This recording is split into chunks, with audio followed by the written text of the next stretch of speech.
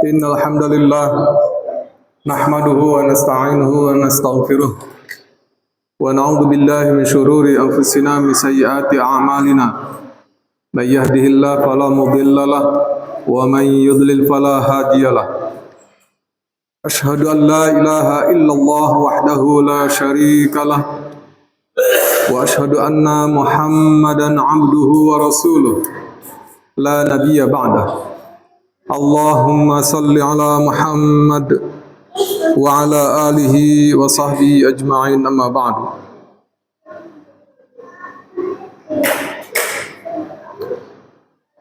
Ma'asyiral muslimin rahimakumullah, sidang Jumat yang semoga senantiasa dimuliakan oleh Allah Subhanahu wa taala. Pertama, mari kita senantiasa bersyukur kepada Allah Subhanahu wa taala atas nikmat yang telah dilimpahkannya kepada kita sekalian hingga detik ini.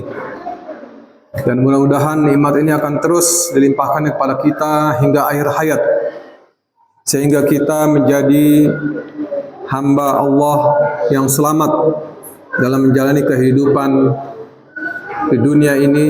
Terlebih saat ini adalah di penghujung zaman atau disebut sebagai akhir zaman, di mana fitnah akhir zaman sedemikian hebatnya melanda umat Islam dan melanda umat manusia di seluruh dunia.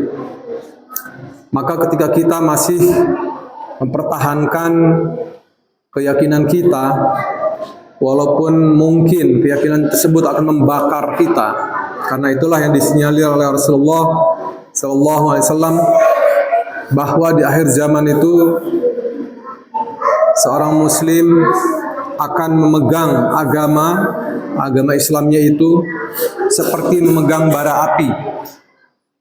Kalau dipegang dia akan membakar, kalau dilepas maka agama itu akan mati dan kita akan hancur. Dan bagi kita tidak ada alternatif lain kecuali mempertahankan agama itu. Kita genggam dia erat-erat, walaupun harus terbakar diri kita karenanya.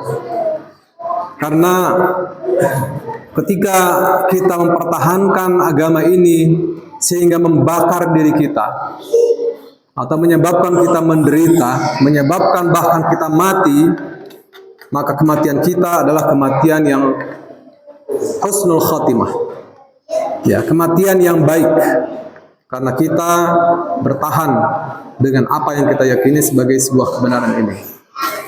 Oleh karenanya bersyukurlah terus kalau kita sampai detik ini masih menjadi seorang muslim dan masih mudah untuk memenuhi panggilan Allah, melaksanakan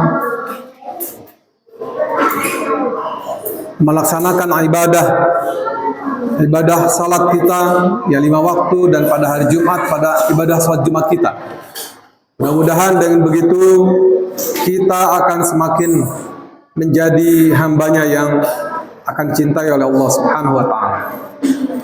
Kemudian salawat dan salam semoga senantiasa dicurahkan kepada junjungan kita Nabi akhir zaman, Nabi yang telah membawa kita dari kegelapan kepada cahaya, kegelapan kejahiliahan, kegelapan kesesatan, kegelapan yang membuat kita menjadi meraba-raba dalam menjalani kehidupan ini. Dan kemudian datang Rasulullah membawa Islam ini sebagai sebuah cahaya yang menerangi jalan kita. Dan dengan begitu maka teramat wajarlah dan seharusnya lah kita terus bersalawat kepadanya, ya, bersalawat tidak cuma sekedar mengucapkan Allahumma salli ala Muhammad wa ala ali Muhammad, tapi juga mengikuti langkah-langkahnya. Itulah bentuk hakikat dari salawat yang kita baca. Semoga juga salawat ini sampai kepada keluarganya, pada sahabatnya, dan kepada kita semua, para pengikutnya hingga zaman nanti. Ma'asyiral muslimin rahimakumullah.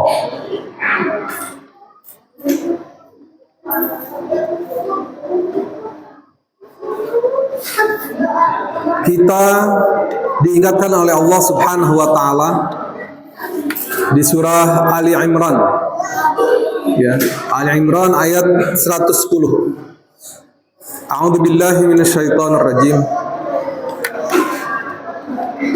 Kuntum khaira ummatin ukhrijat linnas ta'muruna bil ma'ruf wa tanhauna 'anil munkar wa tu'minuna billah.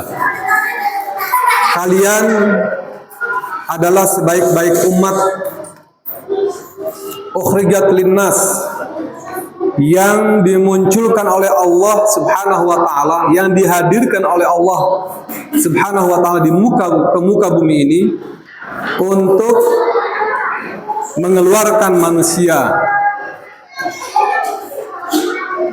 untuk membimbing manusia kepada jalan yang benar. Ya. Untuk mendapatkan gelar khaira ummah itu, maka Allah mensyaratkan pertama adalah ta'muruna bil ma'ruf. Perintahkanlah yang ma'ruf. Teruslah menyuarakan kebenaran. Meskipun mungkin kebenaran itu teramat sulit dan berat untuk kita laksanakan, tetapi teruslah suarakan itu.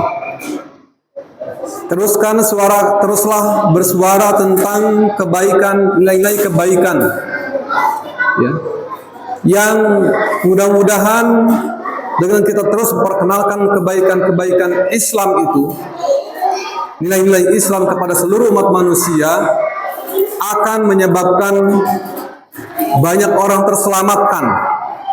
Jadi bukan cuma untuk diri sendiri, tapi juga orang lain ikut merasakan keselamatan dengan adanya Islam. Ikut merasakan pentingnya Islam hadir di tengah-tengah kehidupannya. Untuk merasakan betapa bernilainya Islam dalam kehidupan kita. Itu yang disebutkan ta'muruna bil ma'ruf. Ini syarat pertama untuk meraih khaira ummah, sebaik-baik umat atau umat yang terbaik.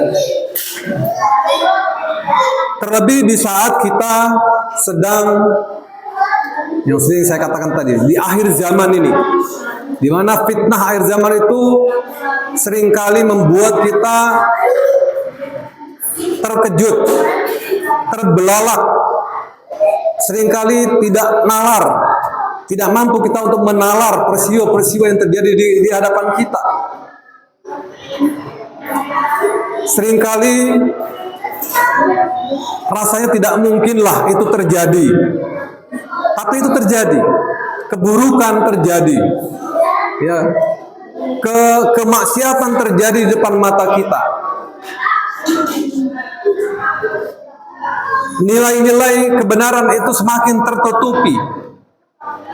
Di samping karena kebodohan kita, mungkin karena kita tidak pernah mau mempelajari agama ini, tapi juga orang lain yang tidak menghendaki umat Islam memahami Islam dengan benar. Sehingga berapa banyak di antara kita yang memahami Islam, dan kemudian dengan Islam yang kita pahami sesuai dengan Quran dan Sunnah itu, kita amalkan dalam kehidupan kita. Berapa banyak orang yang mampu untuk atau mengenal nilai Islam, kebaikan Islam itu sendiri. Yang terjadi adalah Islam hanya sebagai identitas semu, ya, sekedar untuk menghiasi KTP kita, sekedar untuk diketahui, oh saya beragama Islam. Lalu apa yang kita bisa manfaat atau bermanfaat bagi keislaman kita itu buat kehidupan kita? Ini yang seringkali tidak mampu kita untuk resapi dan hayati pemahaman ini. Kita sering terjebak bahwa yang namanya ajaran Islam itu adalah salat.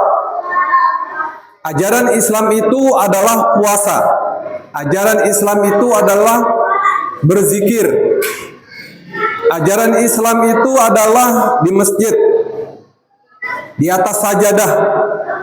Ajaran Islam itu adalah mengaji.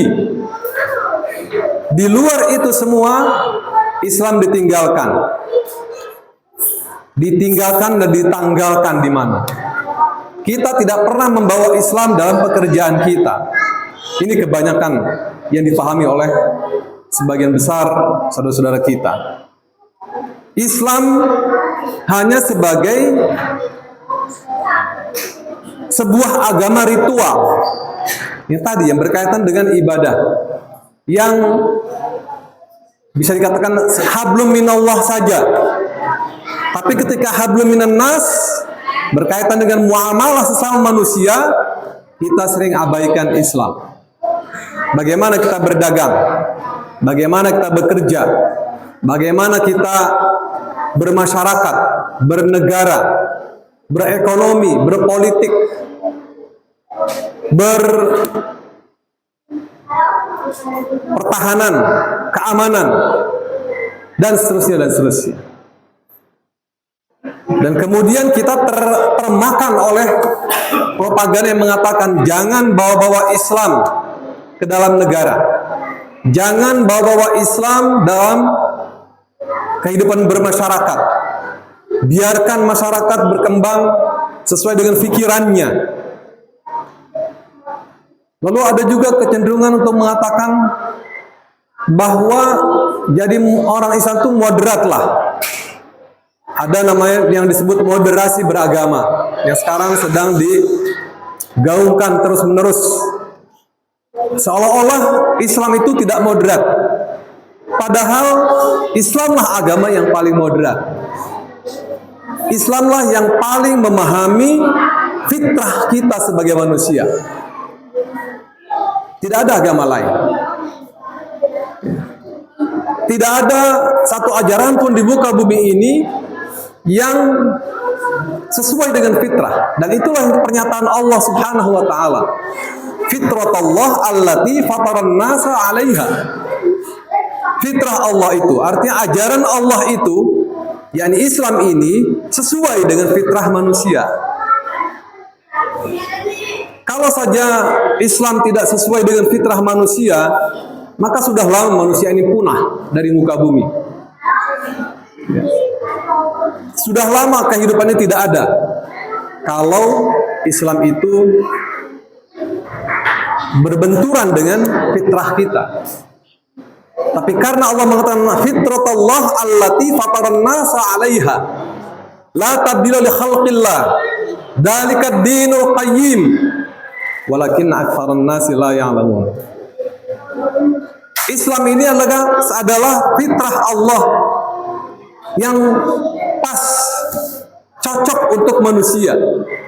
Fitrah manusia itu nyambung dengan ajaran yang Allah berikan ini, dengan Islam ini. Dzalika ad-dinul qayyim, inilah agama yang lurus itu. Ini Allah mengatakan di surah Ar-Rum, dzalika ad-dinul qayyim walakin aktsarun nasi la ya'lamun. Sayang sekali banyak manusia yang tidak paham ini. Walakin aktsarun nasi la ya'lamun. Sayang sekali banyak manusia yang tidak memahami. Itulah yang terjadi dengan kebanyakan masyarakat kita. Memahami Islam hanya di masjid.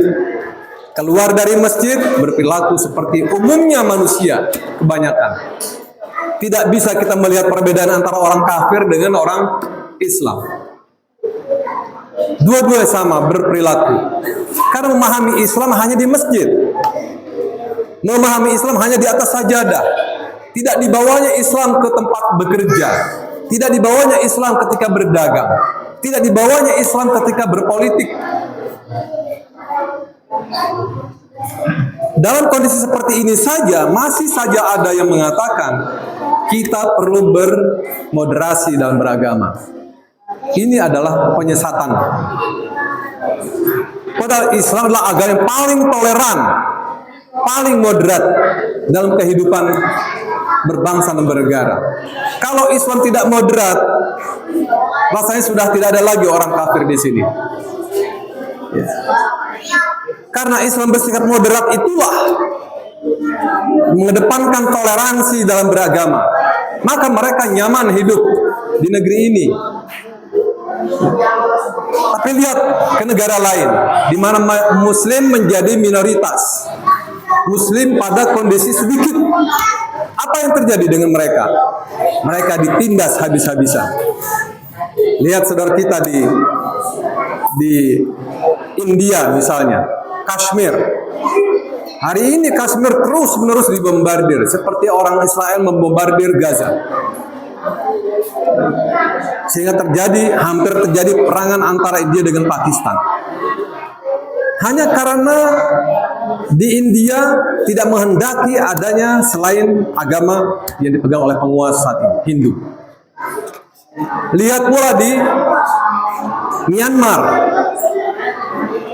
pemerintahannya Buddha. Umat Islam diberangus habis, diusir dari negaranya. Lihat juga di Eropa sana, ketika umat Islam masih belum memiliki jumlah yang signifikan, mereka seenaknya saja memperlakukan kita.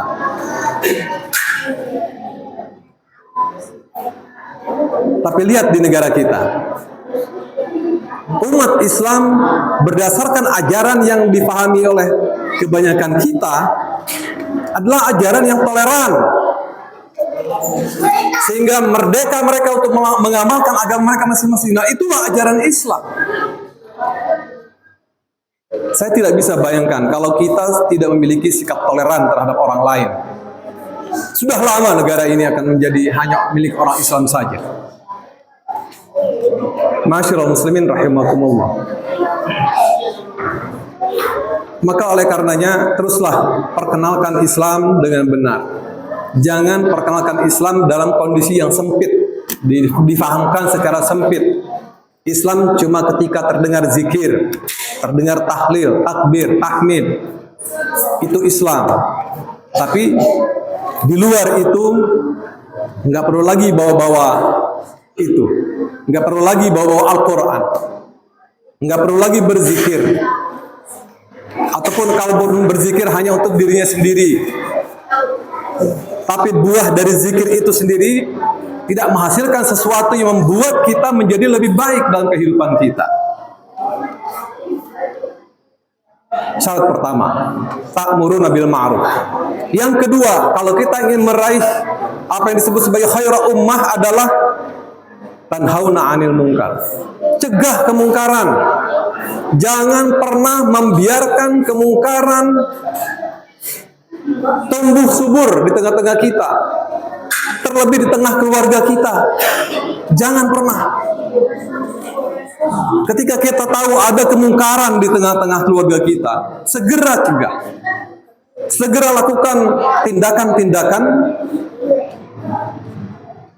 mencegah perbuatan kemungkaran itu. Kenapa? Karena akibat berbuat mungkar itu akan berakibat buruk kepada sekelilingnya.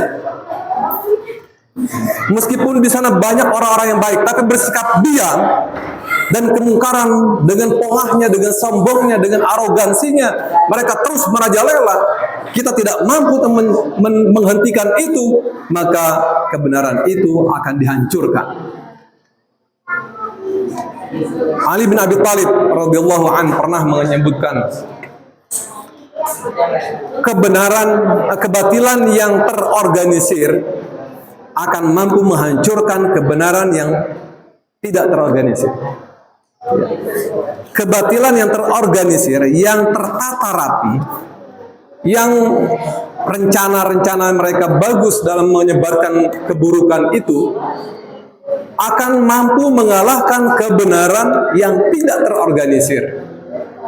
Akan mampu mengalahkan banyak orang. Negara ini mayoritas Muslim, banyak sekali, tapi karena dia tidak lagi berpikir untuk mencegah kemungkaran, maka kemungkaran itu semakin merajalela. Sekali lagi, Sayyidina Ali mengatakan, kebenaran yang tidak terorganisir akan dikalahkan oleh kebatilan yang terorganisir. Masyarul muslimin rahimakumullah. Maka kemungkaran itu sekecil apapun jangan pernah dibiarkan, karena dia akan menghancurkan. Kadang-kadang kemungkaran itu bermula dari hal-hal yang kecil, yang di tengah-tengah, dimulai mungkin dari tengah keluarga kita. Mungkin bapak-bapak, saudara sudah tahu apa yang sedang viral hari ini. Peristiwa apa namanya, sikap-sikap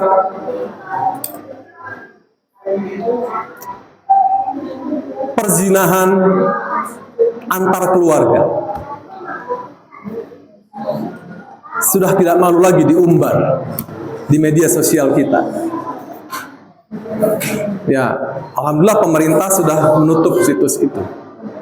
Ada komunitas yang dengan seenaknya mereka meluahkan ya, apa-apa yang mereka lakukan di tengah-tengah keluarga mereka sendiri,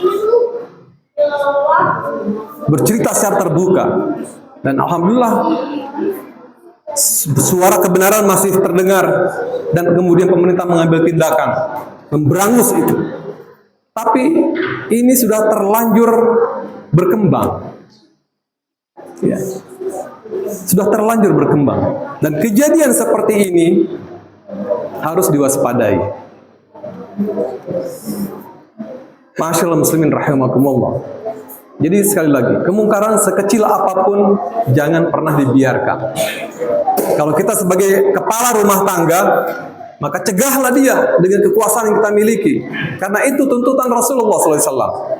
Man ra'a minkum munkaran falyughayyirhu biyadihi. Cegah dia dengan tanganmu. Sebagai kepala rumah tangga, dia harus mampu mencegah kemungkaran dengan kekuasaan yang dimilikinya kepada istri dan anak-anaknya. Cegah kemungkaran di tengah keluarga itu. Kita sebagai orang tua. Kalau tidak mampu, maka kata Rasulullah, cegahlah ya dengan ucapan, dengan lisanmu. Fabilisani, fa'illam yastati' fabilisani. Kalau kamu tidak mampu mencegahnya, cegahlah dia dengan mulutmu, dengan kata-kata, dengan narasi, dengan gunakan media sosial untuk berbicara bahwa ini kemungkaran. Kenalkan yang ma'ruf itu, kenalkan kebaikan-kebaikan Islam itu. Penuhi media sosial kita itu dengan nilai-nilai kebenaran. Itu yang akan mampu menutupi keburukan-keburukan, akan menghancurkan kebatilan-kebatilan. Tapi kalau kita bersikap diam, maka Rasulullah mengingatkan kepada kita sekalian, ketika kita bersikap diam terhadap kemungkaran, maka kata Allah, kata Rasulullah, ketika mereka berdoa, ya Allah, tolonglah kami menghadapi persoalan ini, oleh Allah diabaikan doa kita itu, karena kita bersikap diam. Masyaallah muslimin rahimakumullah. Jadi jangan sampai Allah tidak mau mendengar lagi doa kita karena sikap diam kita. Sebenarnya yang melakukan kemungkaran itu tidak sebesar apa yang kita bayangkan. Tapi karena rasa takut pada diri kita itu menyebabkan kemungkaran seperti terlihat besar di mata kita. Masih banyak orang-orang baik. Tapi orang baik ini ketika diam, maka yang merajai, yang menguasai adalah kemungkaran. Kemudian yang ketiga, syarat untuk disebut sebagai khairul ummah adalah tu'minuna billah, beriman kepada Allah. Artinya apa yang kita lakukan tadi, menegakkan yang ma'ruf, mencegah kemungkaran, harus didasarkan atas keimanan kepada Allah. Memiliki iman yang benar, bukan iman yang bercampur dengan kezaliman, dengan kemusyrikan. Allah menyebut syirik itu adalah inna syirka la zulmun azim. Sesungguhnya kemusyrikan itu adalah kezaliman yang amat besar. Jadi kesyirikan sekecil apapun itu, kita menciptakan Tuhan-Tuhan baru dalam kehidupan kita, maka dia adalah merupakan kezaliman yang amat besar. Dan dosa syirik ini tidak akan mendapatkan ampunan dari Allah Subhanahu wa taala ketika ini kita bawa mati. Allah masih mengampuni dosa-dosa yang lain, tetapi tidak untuk dosa syirik. Sekecil apapun, dia akan menghancurkan seluruh pahala yang sudah kita bangun. Maka oleh karenanya, berhati-hatilah. Itu sebabnya mengapa Allah selalu mengingatkan kita tentang keimanan. Berimanlah kamu. Tu'minuna billah wa la tusyrikuna bihi syai'a. Berimanlah kepada Allah dan jangan kamu mensyarikatkan Allah, membuat Tuhan-Tuhan baru dalam kehidupanmu. Dan ini terus-menerus diulang-ulang dari zaman Nabi Adam hingga Nabi Muhammad SAW, dan dilanjutkan para ulama, pesan untuk beriman dan tidak menyembah taghut, tidak berbuat syirik akan terus berulang-ulang. Kenapa? Karena kita sering lupa dengan hal yang sangat prinsip ini. Maka oleh karenanya marilah kita raih apa yang Allah berikan sebagai sebuah kebaikan itu, khairul ummah, dengan 3 syarat yang kita penuhi. Ta'muruna bil ma'ruf wa tanhauna 'anil munkar wa tu'minuna billah. Barakallahu li wa lakum fil Qur'anil azim wa nafa'ni wa iyyakum bima fihi minal ayati wa dzikril hakim wa taqabbala minni wa minkum tilawatahu innahu huwas samiul alim. Aqulu qali hadza fastaghfiruh innahu huwal ghafurur rahim.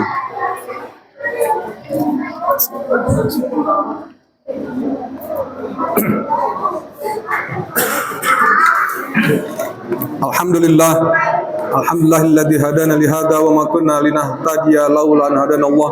Asyhadu an la ilaha illallah wahdahu la syarika lah wa asyhadu anna Muhammadan 'abduhu wa rasuluhu la nabiyya ba'dah. Allahumma salli ala Muhammad wa ala alihi wa sahbihi ajma'in, amma ba'du. Ayyuhal hadirin rahimakumullah, usikum wa nafsi bi taqwallah faqad fazal muttaqun. Pada khutbah yang kedua ini, marilah kita berdoa pada Allah Subhanahu wa taala. Dan semoga doa ini adalah doa yang mustajab, doa yang akan dikabulkan oleh Allah, doa yang akan senantiasa didengar dan diperhatikan oleh Allah Subhanahu wa taala, sebagaimana kita memberikan perhatian untuk melaksanakan ibadah Jumat pada hari ini. Bismillahirrahmanirrahim.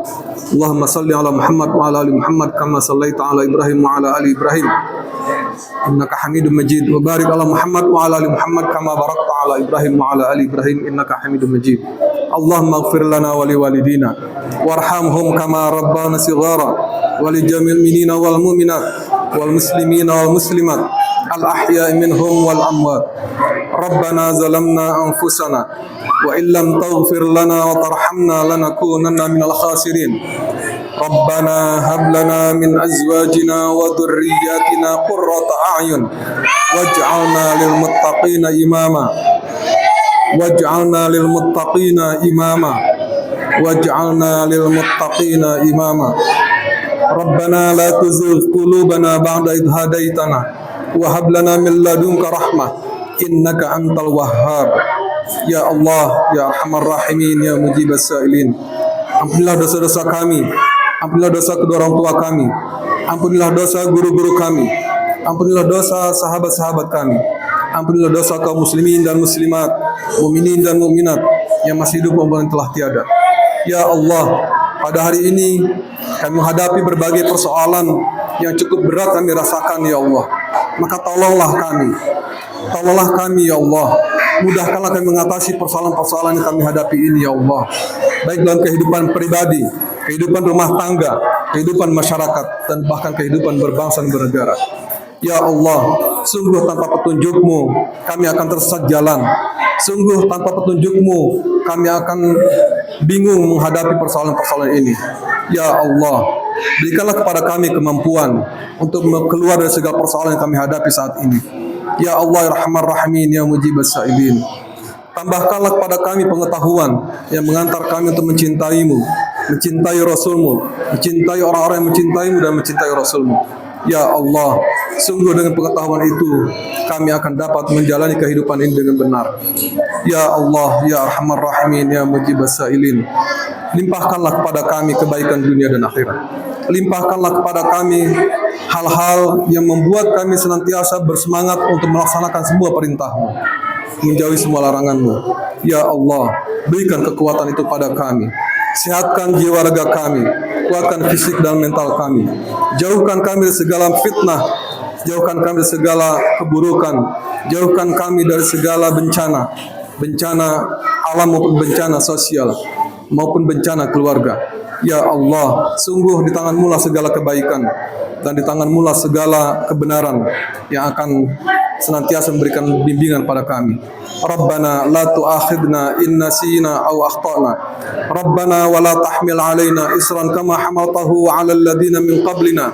Rabbana wa la tuhammilna ma la taqata lana bih.